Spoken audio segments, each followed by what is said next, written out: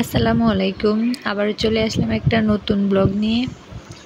আমি বাইরে যেতে পারি না, তো তার জন্য ঘরের ভিতরে বসেই ব্লগটা করলাম। যদি আপনাদের আমার ভিডিও কিংবা শর্ট কিংবা আমার কথা ভালো লাগে তাহলে অবশ্যই আমার ব্লগগুলো দেখবেন। আশা করি আপনারা দেখলে আমি প্রতিদিন ভিডিও দেওয়ার চেষ্টা করব। আমার ব্লগে তেমন ইন্টারেস্টিং কিছু নেই, আগে ভিডিও দিতাম, যদিও নেই তাও শুধু কথা বলি। তো যাই হোক, আমার ব্লগটাকে কোন জেলা থেকে দেখছেন সবাই কমেন্টে জানাবেন, আর যারা পারেন প্লিজ শেয়ার করে দিবেন, কারণ আমার ভিডিওতে ওয়াচ একবারে নাই, ভিউই হয় না। তাও চেষ্টা করে যাচ্ছি, চেষ্টা ধৈর্যের ফল তো একদিন হলেও মিষ্টি হয়, তাই না? তো যাই হোক, মূল কথায় আসি। মূল কথা হচ্ছে, একটা ইউটিউব চ্যানেল খুলতে হলে কি করতে হবে।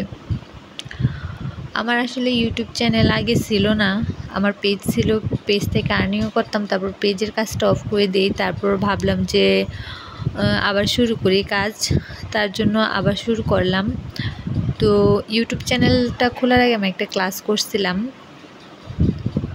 তো সেখান থেকে ইউটিউবে যাত্রা শুরু। যদিও এখানে 5 মিলিয়ন হয়ে আবার ক্রস হয়ে গেছে। তো যাই হোক, কি কথা বলবো, কি টপিক নিয়ে বলা যায় বলেন তো? আচ্ছা, তৌহিদ আফ্রিদির বিষয়টাই আমি বলি।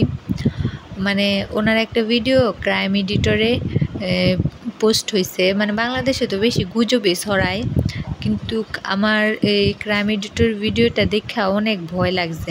আসলে একটা মানুষের উপর দিয়ে কতটুকু দেখা যায়, কিন্তু ভিতরটা আসলে সে কীরকম, পুরাই অন্যরকম, পুরাই চেঞ্জ, তাই না? আপনারা যদি কেউ না দেখে থাকেন তাহলে ক্রাইম এডিটর লিখে সার্চ করবেন, তারপরে সার্চ করলে দেখবেন যে ওনারা ভিডিওটা ছাড়ছে, ওরা কিভাবে বড় হয়েছে, কারটা কিভাবে মেরে দিচ্ছে, এগুলো সব ওই জায়গায় দেওয়া আছে।